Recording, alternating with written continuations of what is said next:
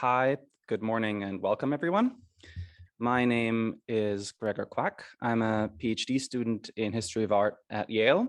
And throughout this past year, I've also had the privilege and honor of co-curating and assisting and working with my two co-curators and co-presenters today. That is Lisa Hodomarsky, who is the Suthpin family curator of prints and drawings at the Yale University Art Gallery, and Keely Orgeman, who is the Seymour H. Knox Jr. Associate Curator of Modern and Contemporary Art. And all three of us really want to thank Marlene Theodore, Liz Harnett, and Malik Harris for taking us by the hand in the challenge of museum programming under digital hybrid, or what do you call it, conditions. The goal of today's event is to introduce all of you to an exhibition called Mid-Century Abstraction, A Closer Look. And the way this will work is that I'll give a very quick intro, and then all three of us will, in rapid succession, introduce you to some key works in the show. We want to entice you to make your way down to the gallery yourselves, because as of Friday, the 25th, we're finally once again open to the public. So you can come see all of this yourself if you're in the US and if you're close to New Haven. The entire talk should take about 40 minutes, and there will be some time for Q&A at the end. So we encourage you during the entire time to write your questions down below in the Q&A box. Okay, so what is this show? The entire idea for this show was inspired by a very generous gift the gallery received last year from the Friday Foundation. This gift contains 6 works by some of the most celebrated American post-war artists, Mark Rothko and Franz Klein. And when we received it, we already presented this gift in a small and very concentrated exhibition that is, not that inventively called Klein and Rothko. But during the time we worked on this show, we noticed a few things, a few ideas that we felt could be explored more. And it made us remember, this is a shot of the original exhibition that you see right now. And our work made us remember that sort of a truly important gift never just expands a collection, but it really, when it's good enough, it really prompts us to also newly appreciate what's already there, to re-examine what's already in the collection. So basically, we took this gift and derived 3 basic curatorial principles from it. So the show that we're talking about now comes out of this gift. So the first thing is the fact that the works in this gift are works of mid-century abstract art that reminded us of the extraordinary depth of our collection. We have some works in the Yale University Art Gallery's collection by some of the period's most important and celebrated artists that can rival some of the best museums in the world. And we also have work by artists that is often no less awe-inspiring, interesting, beautiful, by artists whom art history has sort of bypassed, either because their work fell out of some trends or because they were marginalized in a field in which a few loud white men hogged a lot of mainstream attention. So interestingly, a gift of work by 2 canonical male artists has actually prompted us to refocus on work by artists of color, women artists, or artists with really complex life stories of migration.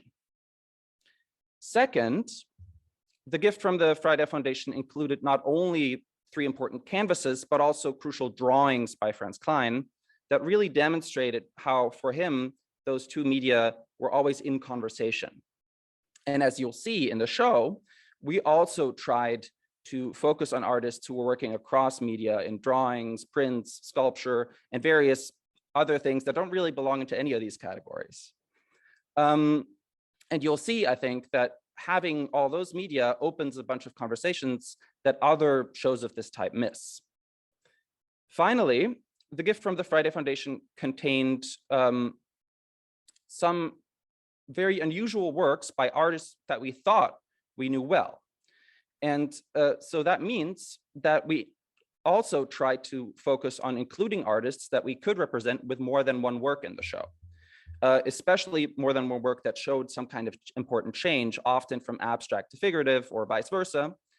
And the basic idea that we want to convey with Closer Look is that abstraction was not, in fact, a sudden revelation arrived at by some lone genius, but in fact, a gradual and sometimes even ponderous group effort. There's not just one why for abstraction, there are many. It came to different people for many different reasons at very different times. And we hope that you'll agree with us that those differences are worth thinking about and studying. And one last note before we get going with the work, the title of our talk, Why Abstraction, today may seem a bit more uncomfortably apropos than we had originally imagined. Because why should we talk about abstraction when there's a new escalating war in Europe that involves a nuclear power? Indeed, why should we ever talk about abstraction in times when there's no shortage of concrete racial, economic, environmental injustices in which also museums and universities play a role sometimes?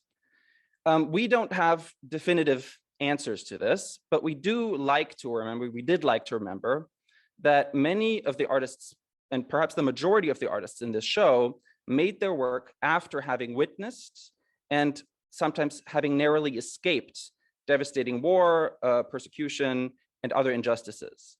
And they often chose to pursue the art that we see today, not in spite of that experience, but precisely because of it. Because for them, abstract art, art in general, was sort of it embodied and it was a sign for the hope that humanity could transcend war and violence. And with that, we want to start looking at the actual works of art.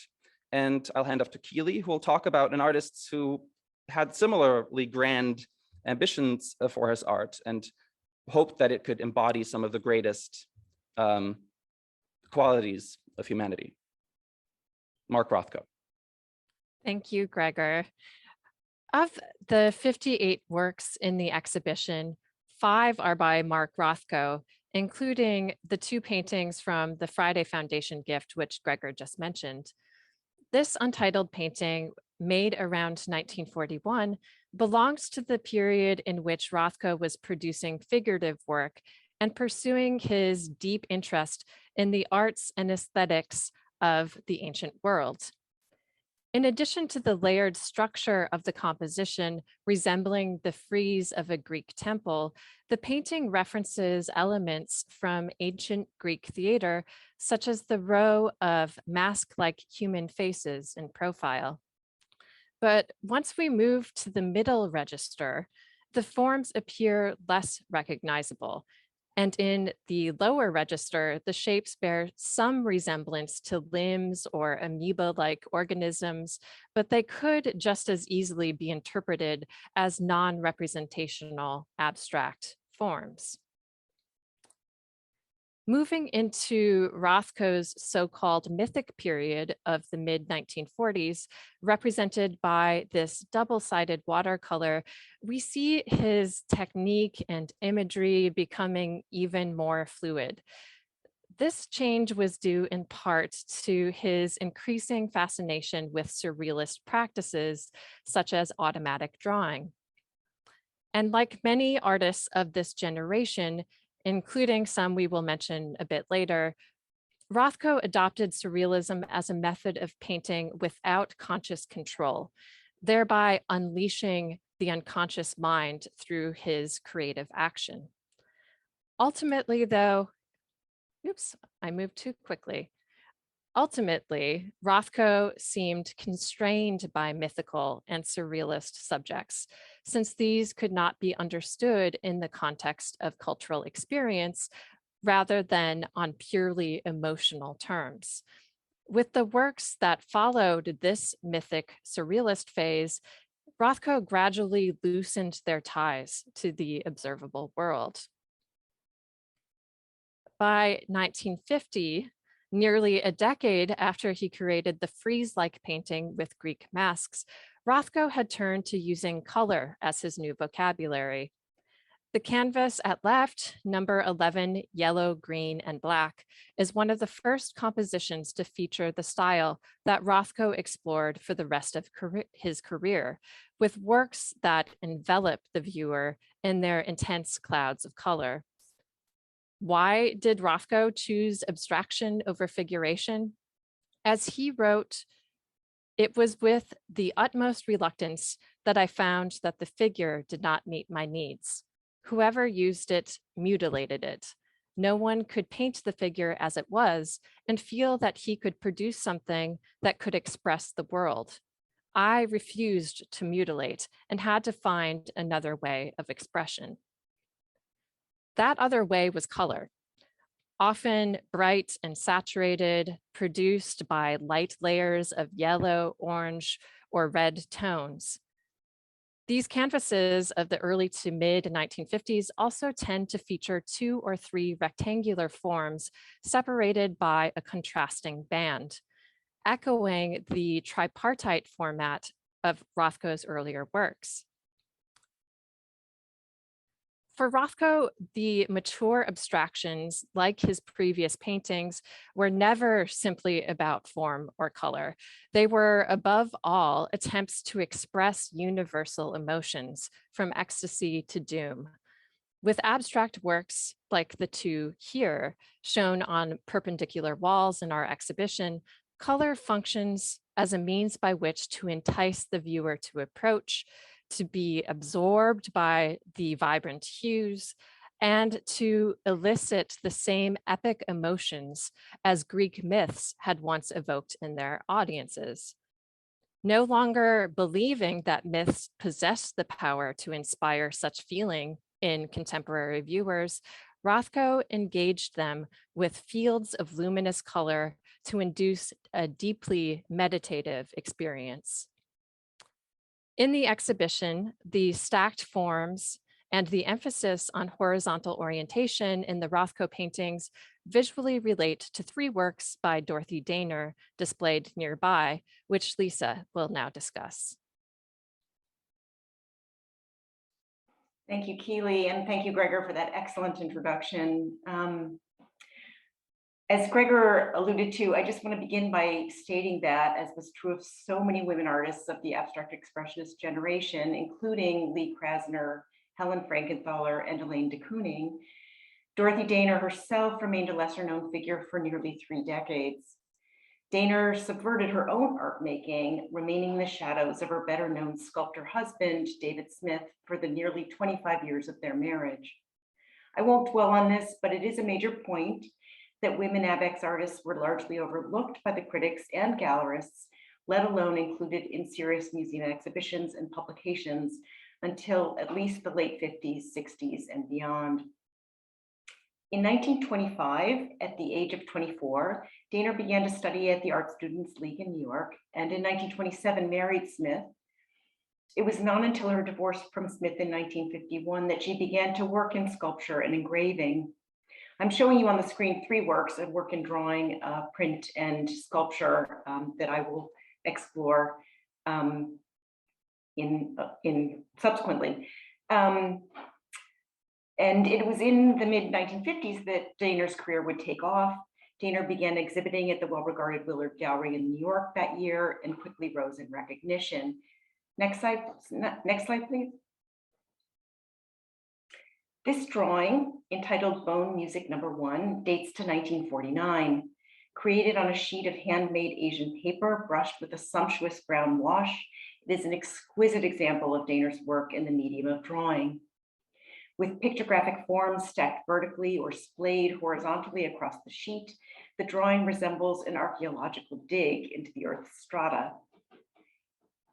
This is a perception upheld by Daner's evocative title, as well as such forms as that row of what looked to be like vertebra splayed across the top of the sheet. Next slide, please.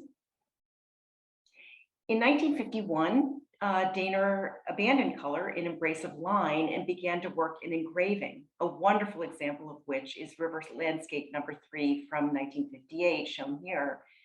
She found that the physicality of engraving in copper enabled her to experiment with depth and space on a flat plane, which eventually led her to rediscover her love of sculpture. Daner even kept her copper plates, identifying them as sculptural objects, and exhibited them along, together with her respective engravings. Next slide. In Dehner's sculptures and engravings, there are tremendous overlaps in mark making and even tool use, as well as spatiality and horizontality. In a way, her sculptures can be read as three-dimensional molds of the linear marks of her engravings. Dehner often titled her sculptures and prints with organic names, as you see here, drawing associations between the form and the natural world. In this early 1960s lateral panoramic bronze entitled Landscape, linear forms cascade across the plinth, asserting a strong low landscape sensibility. In this enigmatic and evocative piece, Dehner contrasts rectangular and curvilinear elements. It reads as an imaginary journey across space and time and constructs tensions between its solid forms and interstices, between light and shadow. Dehner's experimentations in the interaction between flat plane and spatial extension is also a hallmark of Sam Gilliam's work, about which we will hear next from Gregor. Yeah, so if Lisa just told us how Dorothy Dehner experimented with spatiality by jumping between different media and connecting them, then Sam Gilliam, who is definitely one of the most famous and most important Black American abstract painters, he's more known for works that united two- and three-dimensional approaches within one and the same work. Gilliam was born in Mississippi, but first emerged sort of on the art scene as a member of the so-called Washington Color School. Why is that interesting? That's interesting because in Washington at the time, there's probably few other places that more closely followed the vision of abstract painting that was once put forward by the famous and infamous critic Clement Greenberg. And for Greenberg, modernist painting could only really arrive at its essence and its true meaning if it was very clearly and unambiguously flat.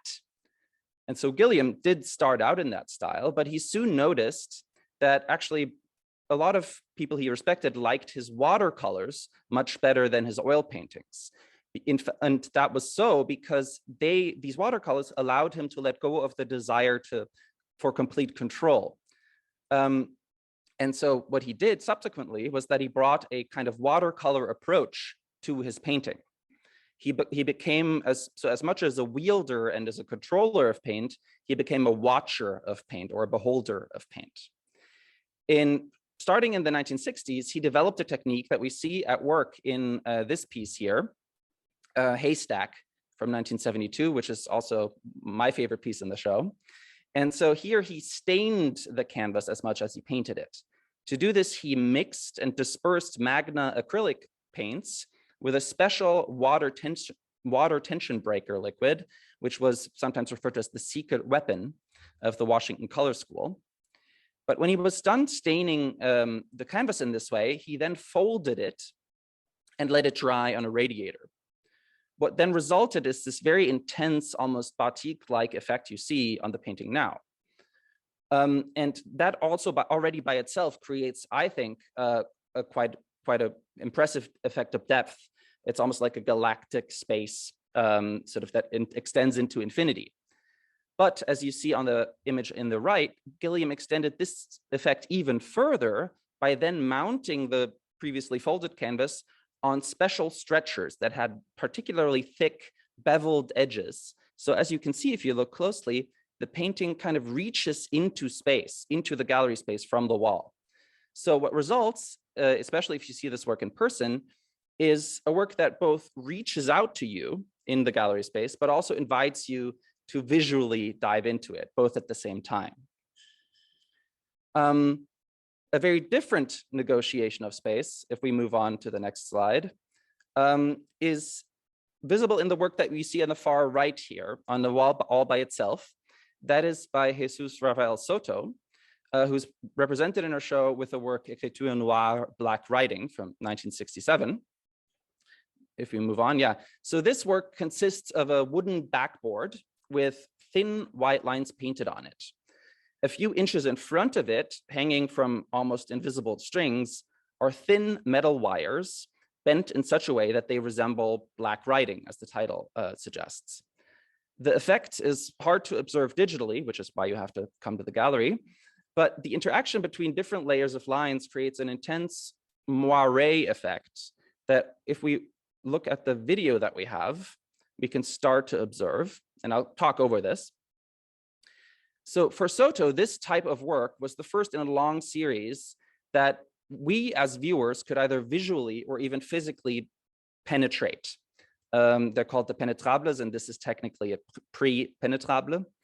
As we look at the space, at the piece, the space inside the piece begins to wobble, and it provokes sort of the desire to stabilize it so we move around. But the more we move, the more the work moves as well, sort of frustrating our efforts. So why did Soto do this? It's not entirely clear, but it seems that what does seem clear is that it had something to do with the time and space he lived in. Soto was born in a provincial town in Venezuela and then studied art in Caracas before eventually moving to Paris in 1950. He did all this in South America and Europe at this time. So like many artists in the show, he couldn't really escape the feeling that he had to think about how art interacted with the big political and social changes that were going on in the world. On the one hand, he opposed the military dictatorships in South America, and in Paris, he became very sympathetic to the moment's radical leftist ideas. However, he also rejected Stalinism and especially rejected the version of art that many Stalinists espoused, which is socialist realism. And so he felt in a bind. He didn't want to make art in the way that sort of his political friends espoused, but he did want to make art that could be just as important to the real world as science or as politics.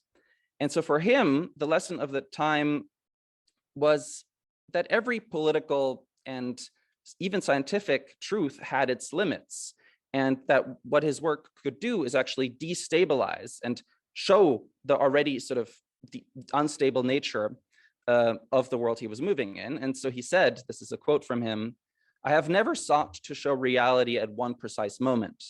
The universe, I believe, is uncertain and unsettled. The same must be true of my work."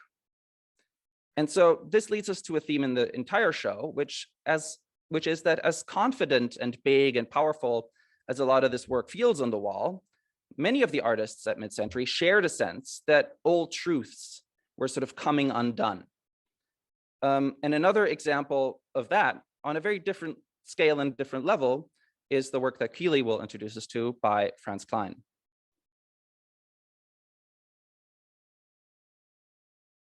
With the display of 6 works by Franz Klein in our exhibition, we attempt to show that not only was this artist's transition to abstraction gradual, but also that he started his career focused on the individual.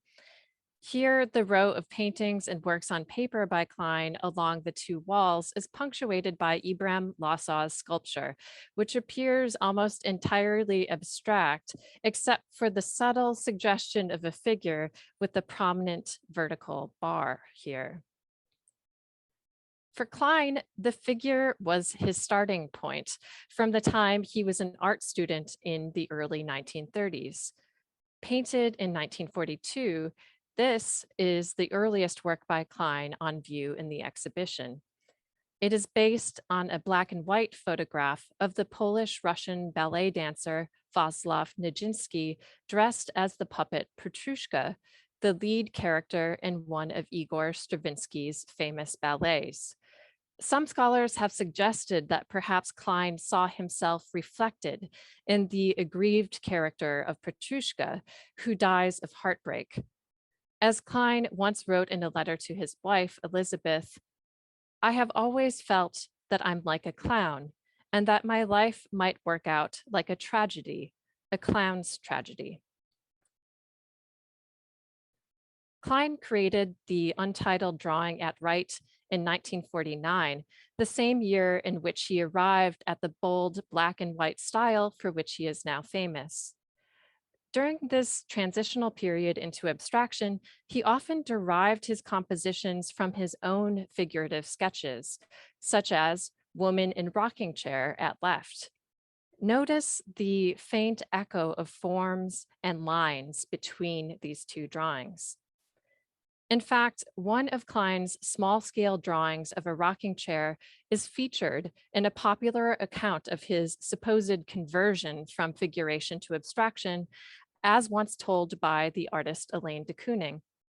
According to her, Klein projected his rocking chair drawing onto a wall with the help of a Bell Opticon projector, allowing him to see the sketch as an arrangement of blown up marks.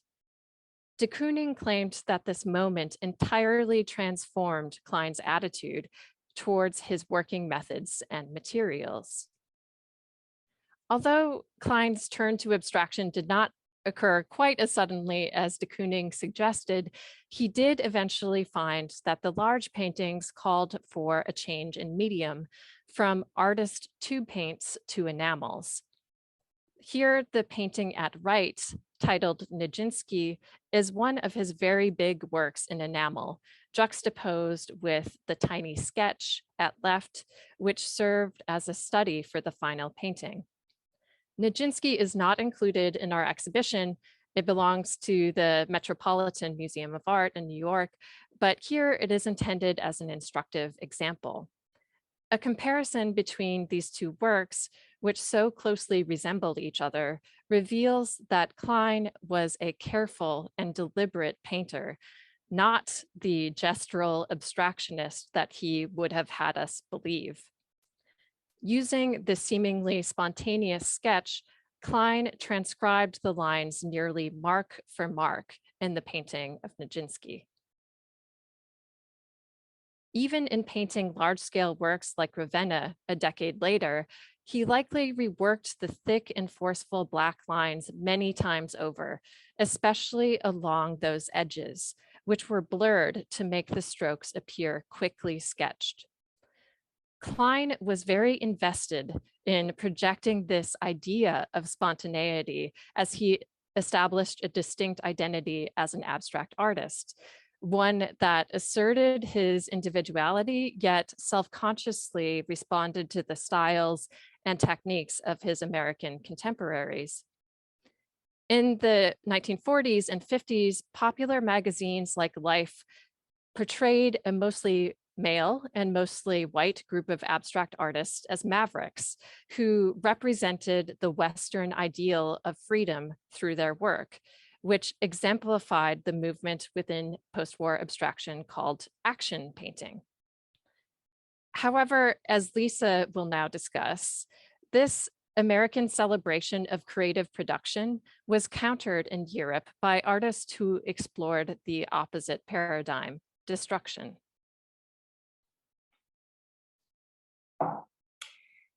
In a wartime and post-war existentialist sense, Klein's work creates a fitting transition to that of Italian artist Alberto Buri.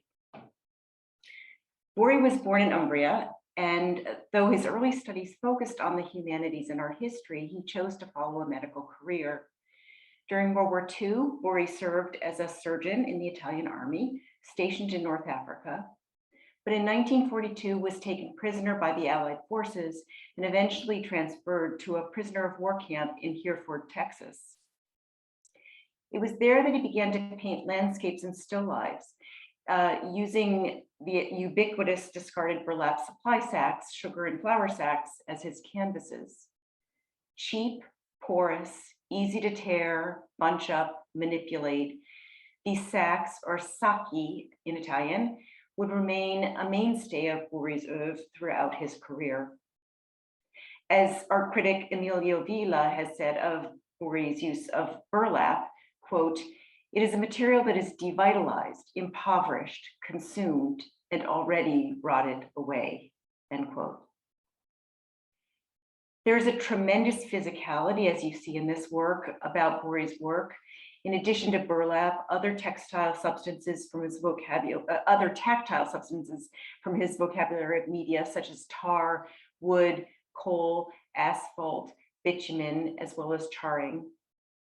Nearly all of Bory's materials are ones that are pliable in some way, not just brushed on, but molded, torn, torched, stretched, stitched.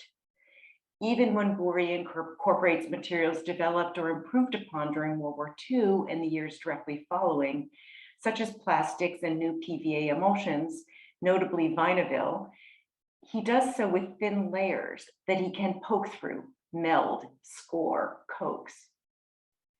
First marketed in 1952, Vinaville was a particular revelation for Bory, as it is flexible and dries clear. In Narrow 56, which you see on your screen, a burlap sack painted black and shredded is flayed across a matte black canvas background, like a charred animal hide, and then stitched together at its broken seams in a manner resembling a shoelacing. As one can see here, textures as well as contrasts in sheen, matte or shiny, were clearly important to Bory, as much as the impasto created by the bunched, pulled, blackened, and varnished materials. Next slide, please. In Bory's combustione works, such as this one, he literally carves with fire, using a blowtorch as his paintbrush. They're almost performative in nature. Here in Combustione L\10, he has collaged together several sheets of various papers and then torched them, leaving a deep central wound-like hole and a confetti of charred bits, which he subsequently varnished to affix the composition. Rather than creating an association of fire with security, as with cooking and warmth, Bory's use of fire evokes ravage. Next slide, please. Intriguingly, though nearly every Bory scholar has interpreted his Sacchi and Combustione works from a psychologically scarred post-war stance, the artist himself insisted on a formalist interpretation. Regardless, there is a strong existentialist energy in all of Bory's work. There would also seem to be a consistent physician's sensibility at play, as Bory always counteracted a ruin with a healing. In the case of Narrow on the left, stitching together that flayed skin, in this case of Combustione on the right, using varnish to cauterize that burnt wound. This sense of post-war angst, but also of resilience, makes a fitting transition to the biography and work of Hedda Stern. Hedda Stern directly experienced the tragedy of war when she was forced to leave her native country of Romania to escape the Bucharest pogrom. In 1941, she settled in New York City, where she quickly befriended American artists loosely associated with Surrealism, the movement with which she had aligned herself when she was earlier living and working in Europe. Many artists in the American group, including Stern herself, soon adopted methods that were more abstract, and they became known as the New York School of Abstract Expressionists.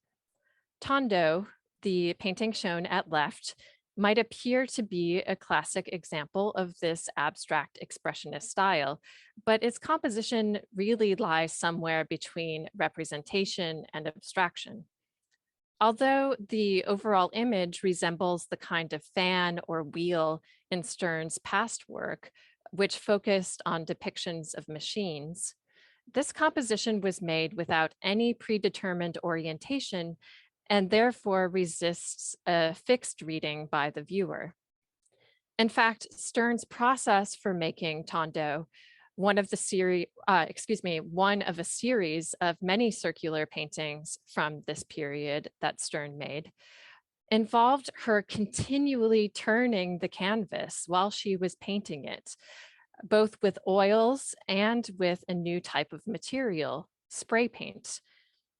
At the time, cans of spray paint were a recent invention and practically never used to create fine art. In Stern's hands, the spray paint was applied quickly and deftly onto the canvas to create an even effect without drips. When exhibiting circular works like Tondo in the 1950s, Stern embraced the sense of speed and motion associated with the application of spray paint by allowing viewers to turn her canvases themselves. And these canvases were mounted onto spinning discs, something like a Lazy Susan. So in the exhibition in which these circular paintings were displayed, viewers were coming up to the paintings and turning them themselves. In this way, Stern's works were interactive and participatory, similar to those by Jesus Rafael Soto, the artist that Gregor described. This collective approach, or this kind of communal approach that Stern took with her work, also allowed her to distinguish herself from her contemporaries, partly as a way of avoiding the reductive label of abstract artist. Ever restless and searching, she moved freely in and out of abstraction for the remainder of her career. For Stern, abstraction was just one means by which she could explore her interest in material and technical aspects of painting. By the 1960s and 70s, Stern's spirituality and devout practice of meditation meant that she chose to engage less with the art world and more with daily work in her studio. In her ink drawing at Wright, it looks as though she might have created it during a session of automatic drawing, a technique that would link her late work, which this is, to her earlier surrealist works on paper and canvas. As Stern put it close to the end of her career, for such a long time now, painting and drawing for me have ceased to be a matter of making, but rather a way of functioning. Here in our final slide, you see Stern's works side by side on the wall, surrounded by a number of other drawings, prints, paintings, and sculpture that we will not have time to address in our presentation. But in many ways, Stern seems to be the appropriate artist on which to conclude, because Gregor, Lisa, and I have emphasized how the memory of war and technological advancement deeply affected artists working around the middle of the 20th century. And Stern was one who experienced both of those things. We have also attempted to demonstrate that mid-century abstraction cannot be defined by a single aesthetic or style. For us, what started as an idea to set the newly acquired works by Franz Klein and Mark Rothko into conversation with the art of their time has manifested as a display that has even surprised us, the curators, with the richness of connections and the sense of shared experimentation embodied by the artist's work. We hope that you will have the chance to visit Mid-Century Abstraction, a closer look, and participate in this important dialogue yourself. And we are now going to invite you, our audience members, to start the conversation, submitting your questions through the Q&A button at the bottom of your screen. And meanwhile, I'm going to stop sharing my screen so that you can see Gregor, Lisa, and me while we respond to your questions. All right. Should we start with the first one? We have one already. We do. So do you want me to start? Sure, please. Okay, so Ryan, who is a history student at the University of Connecticut, thank you so much for your question. Ryan is asking, I was wondering if you could talk about the extent to which Russian avant-garde artists like Malevich influenced American post-war abstract artists. That is actually a great and art historically very deep and complex question. That there's a limit to which how deep we can go into that right now. But as a basic rule, I would say, and Keely and Lisa, correct me if your interpretation is differently. The sort of Russian constructivist artists had done a ton of what Americans were doing before, roughly 40 years before.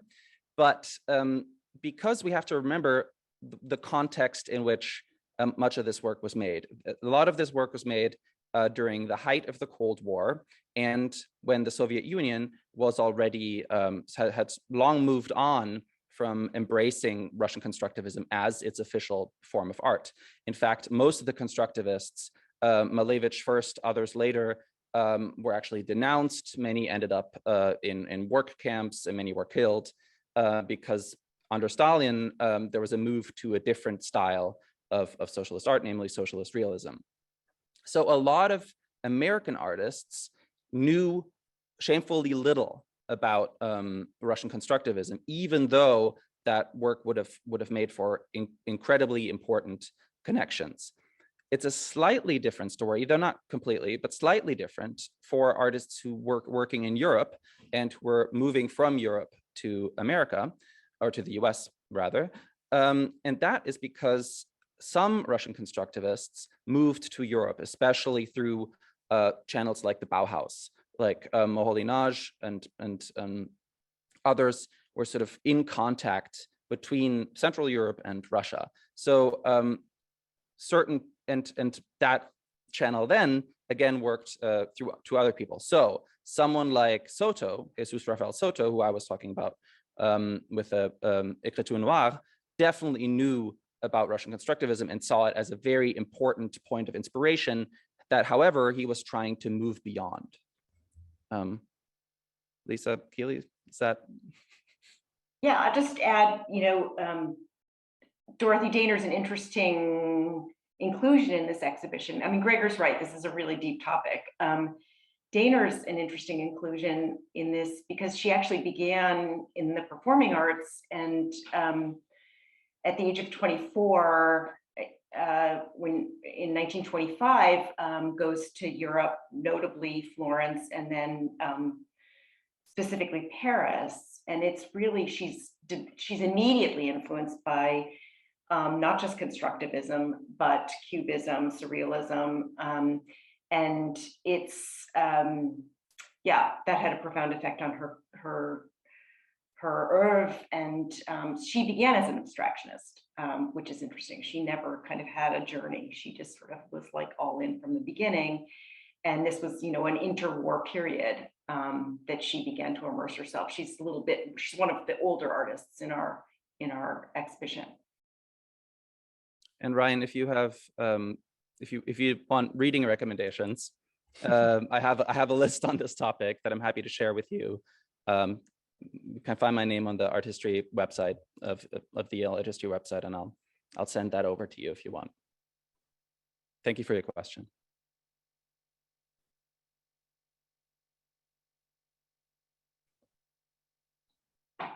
I don't see other questions in the Q&A. So maybe I'll just quickly, while people are hopefully typing out a question, throw into the mix another name that Gregor mentioned, artists like Laszlo Moholy-Nagy, who were connected to the Russian constructivists. And I would also add someone with an important connection to the artists working in the United States was Joseph Albers, of course. And we had many discussions among the three of us whether to include Albers in this exhibition. Ultimately, we did not, but I think you can see that there are many connections to be made between the work of Albers and some artists. I would say, Rothko is maybe the clearest or most obvious example of the works we did include in the exhibition, just with the resonance between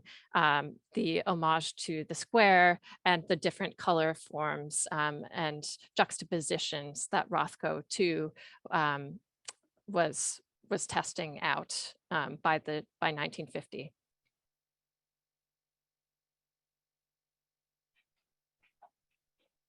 Yeah, I think one of the other things that really occurred to us as we were installing the show, you choose a show, you you think you know what you're going to see, and there are always surprises along the way. But I hope what comes through, what certainly came through for the three of us, was I think you get a sense of both post-war exuberance in this embrace of new materials, as well as post-war trauma. And I've always found both post-war to be a very conflicted term, because of course, at least in America, World War II was quickly followed by the Korean War, and then the Vietnam War, or the Vietnam conflict, and then war. And so, and ever since, war has seemed to be nearly a constant. And so I think the second half of the 20th century, it's interesting that we still use the term post-war, because we all always seem to be in the thick of war. So that's a comment, not a question. So since it seems like the typing is going on, or basically everybody just can't wait to come to the gallery, let's just encourage you once again to do that. It's now open to the public. Also across the street today is the first time you can see Bridget Riley's big retrospective, which I think has really interesting resonances with someone like Soto. And one thing that we didn't mention as much as we maybe should have, that a lot of the work that we're showing has been in the collection for a good while, and some of it has either been very rarely seen or never before. And so this is a rare opportunity. Oh yeah, and so do we want to talk? Yeah. Sure. Well, let's address Sadako's question first, which is, please tell us more about action painting in relationship with your show. I am interested in Zhao Wuqi. Gregor, do you want to start with this? You wrote about Wuqi? Yeah, so we didn't manage to talk about it just yet, but we do have two amazing works by Wuqi in the show that have been in the collection for a good bit. And their sort of the connection that is most interesting was that in the US especially, there was often because especially in the US, there was such a sort of 50s, 60s fascination, sometimes problematically so, with all things Asian. And so a lot of critics would describe a lot of action painted canvases as somewhat calligraphic and being somewhat in conversation with Asian calligraphy, with Chinese calligraphy in particular. Wuqi is the one example where that is very interesting and a bit deeper than a superficial resemblance, because Wuqi is an artist who started in China and got a traditional art training, but then moved to Paris at first and elsewhere. And there he very actively tries to play with a sense of calligraphy, has a lot of calligraphic marks in his print, especially in the show, that are, however, not exactly legible. They're not actually, characters. And that then, if you want to talk about connections, one of those connections is, I just talked about Soto, écriture noire, sort of this idea that any binding lines holds some secret message that you just have to decipher. And that is something that Wuqi very actively and beautifully plays with. We also, we're not showing one painting in the gallery's collection by a painting by Wuqi that is part of the modern and contemporary art collection. But this is just to say that we do own other works by Zhao Wuqi at the gallery. We were really trying to represent each artist by at least one example in different media. And that is why we chose just one of these paintings that we have, that we're very fortunate to have, I should say. And that's maybe a segue into Valerie Richardson's question, which is that we were talking about finding new connections between the artists as you were putting the show together. Did you make any discoveries of works you didn't really know? I would say Wu Qi was one of those artists for all three of us. Not that we didn't know about Wu Qi's work before, but we didn't really realize what we had in the collection and how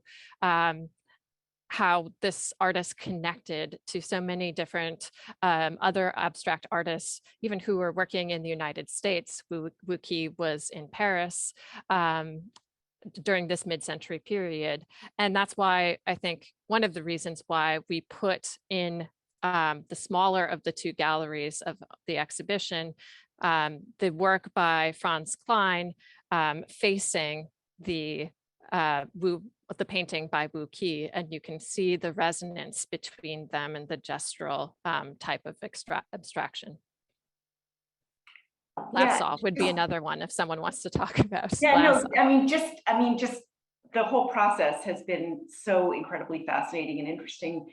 The gallery's collection has kind of an embarrassment of riches of this period in a really wonderful way. And so the way we began this whole process of this second show, while Klein and Rothko was on view, was the three of us spent the better part of a week going through all of our collections.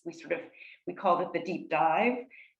We pulled all the prints and drawings and paintings and sculpture that we identified, and we just had a really long, close-looking few days and had wonderful debates about what should be included, who should be included, why not. It was a really rich experience. And I also just want to add to what Keely just said. I would say at least one third of the works that are on view in this show have never been on public view since they've been in Yale's collection. So it's a deep reveal as to the depths of what we have.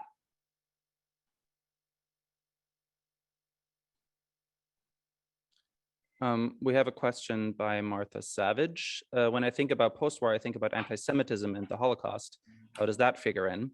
In a word, very centrally, because however, in different ways to every artist, I think sort of as one artist that we spoke about, Hedda Stern, actively and narrowly escaped the Holocaust. There's others like Jimmy Ernst, who correct me if I'm wrong, but arrived in the US in 1938, I think. And so, and many other artists in the show are of Jewish descent, are Jewish. And so this is a constant theme in their lives.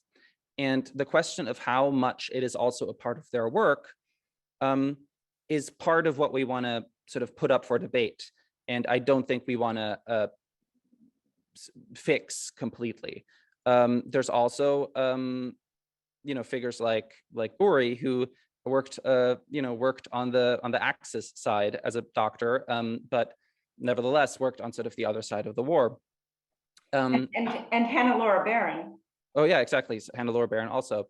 And so basically, I think there is no one in either Europe or the US in the 50s or at mid-century, whatever mid-century means, that isn't thinking about the catastrophe of World War II, the catastrophe of the Holocaust, the barbarism, the genocide, and how they think about it is very different. And this is, I think, one of the things that we can learn about today is how do these various people move on or deal with, not some of them don't move on, but deal with the experience of that sort of the catastrophe of war.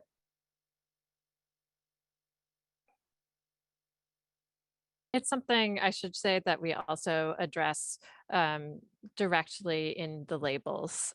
So if you come to the exhibition, please be sure to kind of to read and learn about some of these, the historical context in which we're describing or presenting these works. Today, we focused a lot on drawing you into many of the visual aspects and connections among the work, but we hope you also learn something about the context of this historical period. Seeing that you have one more point, Gregor. Well, one last thing. So the one, I think the important thing also to mention is that there is sort of always the looming quality of the war as sort of the instance of violence, but also in a lot of these works, there's other, I don't know if I want to call them smaller versions of similar violence. So one artist who has actually a strong and not entirely happy relationship with Yale University is Mark Rothko, who's one of the centerpieces of our show. And Mark Rothko attended Yale on a scholarship for several years, and he wasn't really working as an artist that much then, but he had a satirical newspaper called the Saturday Evening Pest, I think it was called. And he had an extremely unhappy time at Yale and wrote about this extensively. He felt that sort of at the time, Yale treated him unkindly, and that it was that a lot of his fellow students were anti-Semitic towards him. And so it's also important to remember that it's all of these things can be placed far apart, far away, but in some of these instances, and they're also close by. He seemed to be happier with Yale when we offered him an honorary degree in 1969, at least according to his acceptance address. So wonderful exhibition of his work in the late 90s at the Slifka Center. So that his son was involved with. So yeah. I think as much as we'd like to keep going, the three of us could keep going ourselves. At this point, we need to wrap up the program, and we want to say how much we appreciate your attendance and participation today. And thank you all so much. Have a wonderful rest of your day. And thanks again for coming today.